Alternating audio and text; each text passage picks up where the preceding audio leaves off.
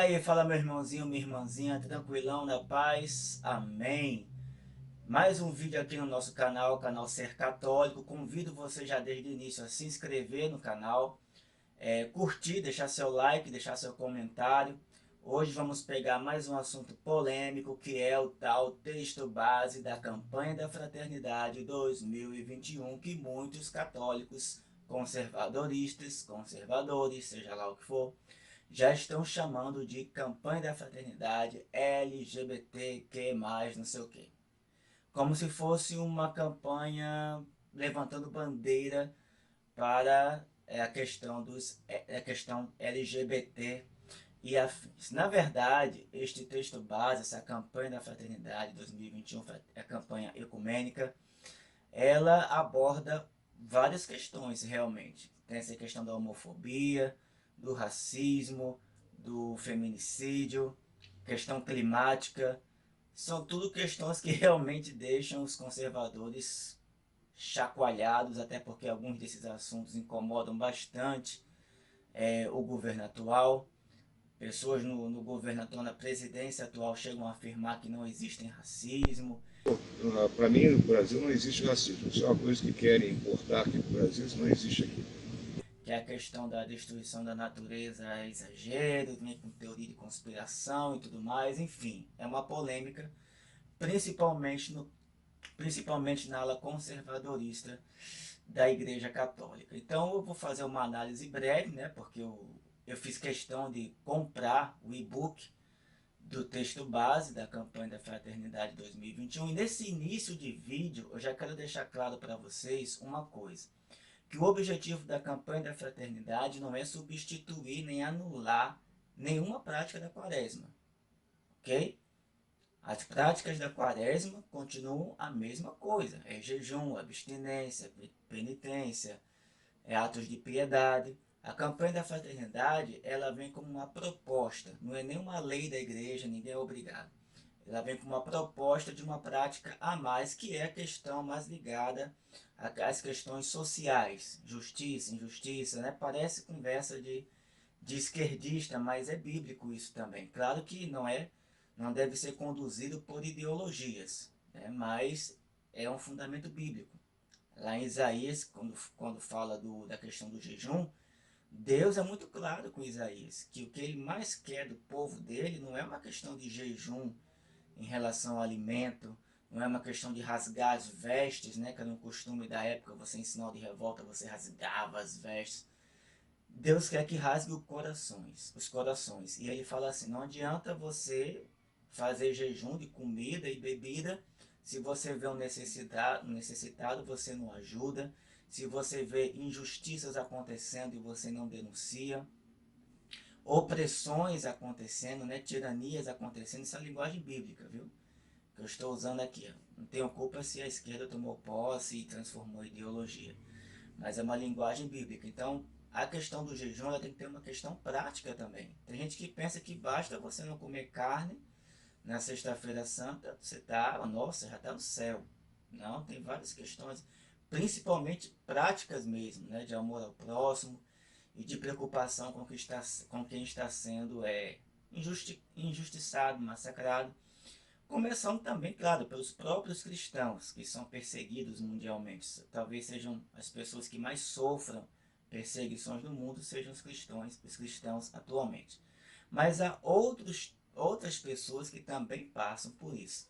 Então a campanha da fraternidade, ela visa abordar essa questão social também. Primeira questão, e o objetivo desse vídeo é mostrar aqui o que é fato, o que é mito no que estão falando aí. Eu quero começar pelo próprio cartaz que foi feito assim. Eu não vou mostrar aqui o conteúdo, pelo menos todo, porque tem uma questão de direitos autorais. Direitos autorais é uma coisa séria, então eu não posso estar exibindo aqui nada praticamente do texto base.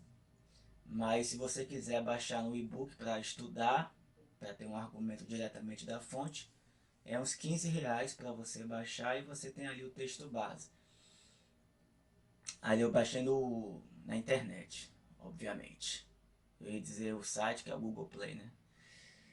Então no cartaz, é o cartaz que eu acho que você já conhece, esse cartaz foi selecionado dentre várias opções que participaram desta seleção, esse cartaz foi feito pelo Ateliê 15. O Ateliê 15, eles trabalham com arte católica, vamos colocar assim, né? Eles têm um perfil no Instagram que tinha muitas imagens. Depois eu fui lá ver, eu não achei tantas imagens assim, mas tinha bastante, algumas até eu tenho salvas. Posso até colocar aqui. Eles levantam realmente uma bandeira LGBT nas suas ilustrações, embora que aqui nesse cartaz eu não tenha visto nada assim levantando bandeira LGBT. Pode estar ali bem subliminar, mas não está nada explícito ali, né? Você tem ali os padres, você tem ali como se fosse um católico ortodoxo, todo de preto, não sei, índio, tem protestante, tem um deficiente, tem a mulher. Enfim, tem várias pessoas ali discriminadas, né, pela sociedade ou que estão divididas, como na questão dos cristãos, né, católicos e protestantes. Mas tem coisas mais sérias que o Ateliê 15 posta, como por exemplo que Deus é mulher, e outras questões também. Então é um pessoal bem polêmico também nas suas ilustrações, Ateliê 15. As pessoas que falam que não se fala em Cristo, não se fala em Jesus, né? Já no tema e no lema, aliás, no lema já se fala em Jesus Cristo, né?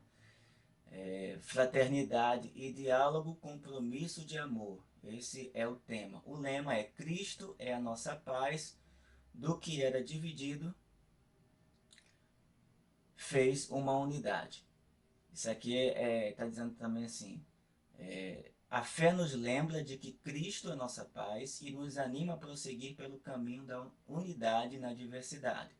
Algumas pessoas também viram problemas aqui com a palavra diversidade, porque já associam com diversidade de gênero, né? O homem, a mulher, o travesti, o homossexual. Não necessariamente está falando disso aqui, mas a diversidade das próprias pessoas no geral. Raça, religião também, política. Com ela afirmamos que a fraternidade e o diálogo são compromissos de amor, porque Cristo fez uma unidade daquilo que era dividido. Então esse é um texto de apresentação.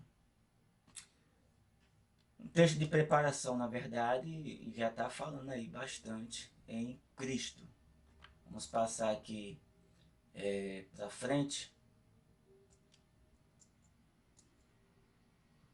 Pastora Romi Márcia Ben, que é secretária-geral do CONIC, que é o Conselho Nacional das Igrejas Cristãs, ela está à frente dessa parte aí, mas não é ela que dá a palavra final, né? A comissão da campanha da Fraternidade Ecumênica 2021 tem pastores como membros, né? Tem o padre. Na verdade, tem mais pastor do que padre. Aí tem a introdução, a conversão ao diálogo e ao compromisso de amor, trocando impressões sobre os acontecimentos mais recentes. Aqui fala da questão da pandemia, né? Das muitas impressões que podemos partilhar a partir desta experiência recente, algumas chamaram a atenção. No Brasil surgiram discursos religiosos que associavam a pandemia ao fim do mundo e à volta de Jesus. Muita gente que quando vê logo uma pandemia, uma catástrofe, né, uma peste, já quer dizer que os tempos estão, né, em seus fins. Mas não quer dizer que seja algo iminente. As pessoas querem passar isso, né? A qualquer hora Jesus vai aparecer aí no céu, mas não é bem assim. Tem muitas coisas que precisam acontecer antes de Jesus aparecer no céu, para que todos nós vejamos. Vamos passando aqui na frente. Tem uma oração aqui contra a pandemia. Que nos livre, né? Que a pandemia tenha fim, pelo menos seja minimizada. Eles citam aqui alguns dados relativos a mortes violentas, diretamente causadas por mortes violentas, aqui no artigo 59. E eles se baseiam muito no Atlas da Violência. Então, esses dados da violência, eles são tirados de registros oficiais, né? Tem aqui, olha, por faixa etária, né, criminalidade, questão do, né? No ano de 2018, os negros representavam 75% das vítimas de homicídio. A taxa de homicídio de pessoas negras entre 100 mil habitantes é de 37,7. Claro que vale aqui ressaltar, não sei se houve um filtro aqui para saber se essas mortes foram porque as pessoas eram negras de fato ou foram todo tipo de morte que envolveram os negros, porque a gente sabe que até negro mata negro, por exemplo, no crime, por exemplo, em alguma briga, por exemplo, no confronto de policiais com bandidos e bandidos com bandidos também. Então eu não sei se esse dado está filtrado, eu acho que ele está cru, não está filtrado, então ele envolve todo tipo de morte que alcance os negros. Com relação às mulheres, artigo 62, a realidade não é diferente. Então as pessoas estão se incomodando até com esses dados numéricos, né? Dizendo que isso seria levantar a bandeira, no caso aqui das mortes do pessoal que é LGBT, QI+, né, e tudo mais. Artigo 68. Outro grupo social que sofre as consequências da política estruturada na violência e na criação de inimigos é a população LGBTQ. Atlas da Violência 2020 mostra que o número de denúncias de violências sofridas pela população LGBT registradas, aí tem aqui os dados. Então são baseados em quê? Em boletins de ocorrência, em registros oficiais da polícia que vão para órgãos que se interessam em coletar essas informações. Então, quando você fala nisso, na questão de mortes dos negros, mortes, assassinato das mulheres, LGBT, isso não é levantar uma bandeira, isso é mostrar um fato que também preocupa a Igreja Católica. Eu tenho certeza que o Papa Francisco também se incomoda com essas mortes que acontecem. Isso aqui não é levantar uma bandeira, isso aqui é você afirmar que realmente, de fato, a violência precisa parar, porque a pessoa, tem gente que até hoje diz, até pessoas do governo federal atual, dizendo que não existe racismo no Brasil, quando a gente sabe que existe racismo no mundo inteiro. E, na verdade, existe o racismo do branco para o negro, sim, que é o mais comentado, mas também existe de negro para branco. Eu vou até fazer um vídeo específico sobre isso aí. É um fato, há mulheres que são realmente muito maltratadas, são mortas porque terminaram um relacionamento, então os caras se aproveitam de que as mulheres geralmente são mais indefesas, são menos violentas do que os homens, menos agressivas do que os homens. Então os caras se aproveitam disso para matá-las covardemente. Artigo 69. Uma das falsas notícias que fortalece a violência é a retórica de que direitos humanos servem apenas para defender bandidos. Olha, direitos humanos realmente foi criado para tratar de prisioneiros de guerra. Daí ele se expandiu e ele é voltado para as pessoas que estão encarceradas. Ele não se volta somente para bandidos em si, né, criminosos, essas coisas. Mas eles se voltam também qualquer tipo de preso, qualquer tipo de pessoa que é perseguida, inclusive cristãos. Os direitos humanos também se envolvem na questão dos cristãos que são aprisionados, que são torturados e executados. Mas, infelizmente, principalmente no Brasil, mas eu acho que em outros países também, a gente só vê mais eles se preocupando realmente com a pessoa que cometeu o crime do que com as vítimas daquele crime. Então é algo que tem que ser pensado também. É claro que a questão da pessoa que está encarcerada, ela tem que ser vista também. Não é porque a pessoa está presa, ela também vai estar lá de todo jeito, porque isso se volta contra a nossa própria sociedade. Aquele pessoal ali vai se rebelar, vai matar carcereiros que são simplesmente trabalhadores numa rebelião. Se fugirem ou se forem soltos, vão voltar ainda pior. Então, o sistema carcerário ele não consegue ressocializar, consegue muito pouco. O que acontece de pessoas se ressocializando, na maioria das vezes, é com a participação da igreja, dos cristãos, né? Que há evangélicos que fazem encontros, há católicos, tem a pastoral carcerária, há grupos da renovação carismática que fazem grupos de oração dentro do presídio. Muitas pessoas realmente são transformadas lá dentro e quando saem, elas saem outras pessoas. Mas no geral não é assim que acontece. As pessoas saem muitas vezes pior do que já está. Então aqui o documento ele vem denunciando também a questão das chacinas, né? As pessoas não podem simplesmente sair matando todo mundo, até porque acaba matando quem não tem nada a ver, principalmente numa chacina. O cara chega e acha que pode chegar atirando em todo mundo só porque tem uma pessoa ali que está devendo na droga. Então ele chega na lanchonete, na pizzaria, onde está aquele miliante ali, e mete bala, não quer saber dos outros em volta. Então, quanto mais você defender isso, mais pessoas inocentes também vão morrer junto. E a gente vai ficar sem sossego, a gente vai ter medo de ir na lanchonete, com medo de chegar alguém lá chacinando todo mundo. Então isso também tem que ser combatido. Não é questão de defender bandido, é uma questão de a gente procurar aí uma outra forma de lidar com a criminalidade. Senão vai sobra para a gente mesmo. Isso se volta para a própria sociedade. Aí tem a questão da Amazônia, né, no artigo 79. Entre agosto de 2018 e julho de 2019, houve um aumento de 29,1%. Foi desmatada uma área de quase 1.000 quilômetros quadrados e, pelo que se diz, aí está aumentando. E tem que ser uma coisa que tem que se ter cuidado também. A natureza ela pode ser e é para ser explorada, mas tudo de um nível controlado. Tem que ter um reflorestamento, tem que ter um controle, tem que ter uma fiscalização. Repito, tudo se volta contra nós, de alguma forma. A própria natureza também se volta contra nós. Mas também vem a questão da impunidade, da criminalidade em cima dessa exploração aí dos recursos naturais que nós temos. E acaba muitas vezes o pessoal roubando, roubando, roubando e botando para fora, vendendo para fora, sem nenhuma fiscalização e a gente perdendo o que a gente tem aqui.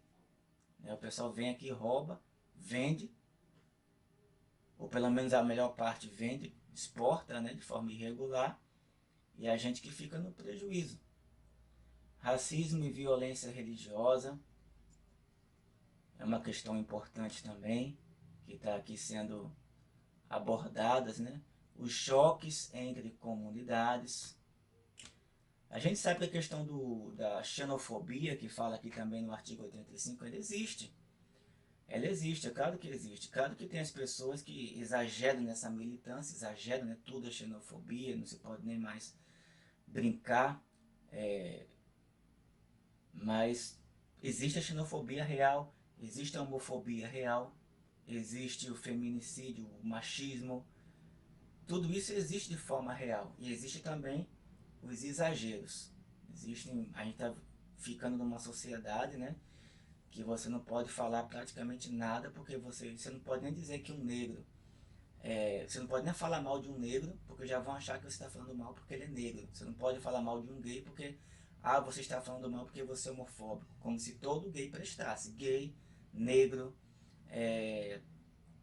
qualquer pessoa, ela é um ser humano. Então vai ter gente que presta e que não presta.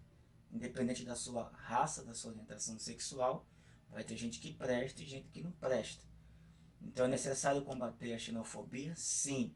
Mas tem que saber o que realmente é uma xenofobia ou o que é uma brincadeira entre amigos. Uma pessoa que é amiga ou que é primo, eles podem brincar um com o sotaque do outro sem ter nenhum preconceito ali. É apenas uma brincadeira da diferença da forma de falar.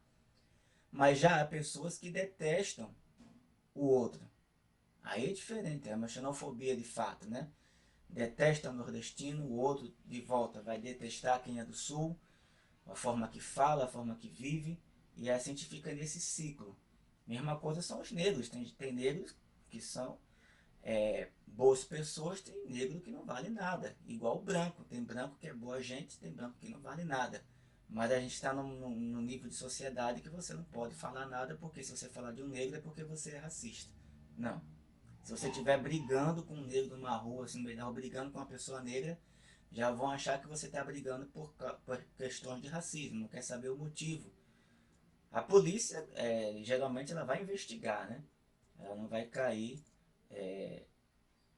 numa conversa, assim, não vai analisar por fora.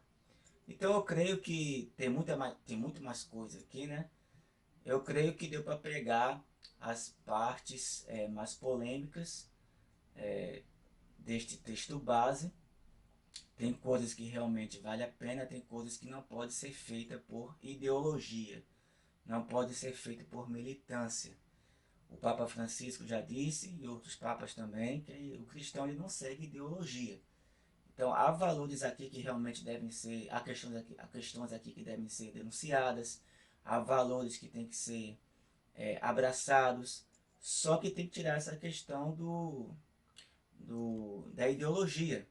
Tem uma questão também que fala aqui que é sobre a questão do patriarcado e matriarcado, né? A questão de divinizar o patriarcado, ou seja, que é uma vontade de Deus que o homem seja sempre o chefe da família. Nós sabemos que, primeiro, que em muitas famílias essa não é a realidade, até mesmo por uma questão financeira. Sabemos que muitos homens também humilham suas mulheres por questão financeira, também humilham de várias formas. A mulher fica totalmente dependente do cara e o cara fica humilhando. Em outras realidades, por exemplo, em crise ou fora da crise, o homem que sustentava a casa, ele perde o emprego. E aí a mulher vai correr atrás. Ela vai correr atrás de um emprego, ela vai vender bolo, vai vender alguma coisa. E mesmo assim aquele homem desempregado ainda vai querer o dinheiro dessa mulher. Então esse tipo de coisa, né, precisa também ser combatida, porque um casal, é necessário a gente entender que da mesma forma que o feminismo quer a mulher mandando, também está errado. O casal tem que tirar essa ideia de que tem que ter um que manda. Ali é um casal agora, ali é para eles se amarem, para se doarem. Quem tem que dar a palavra final no relacionamento não é o homem nem a mulher necessariamente, é quem estiver certo. Diante da nossa fé católica, especialmente os casais católicos aí. Ah, porque ele é o homem, ele vai dar a palavra final. E se ele estiver errado? Não, ele tem que saber ouvir também a mulher dele, mudar de opinião quando a mulher dele estiver certa, estiver mais fundamentada na fé católica. É uma só carne, são decisões juntas, não precisa dessa disputa, saber quem vai liderar a casa. Não, não precisa disso.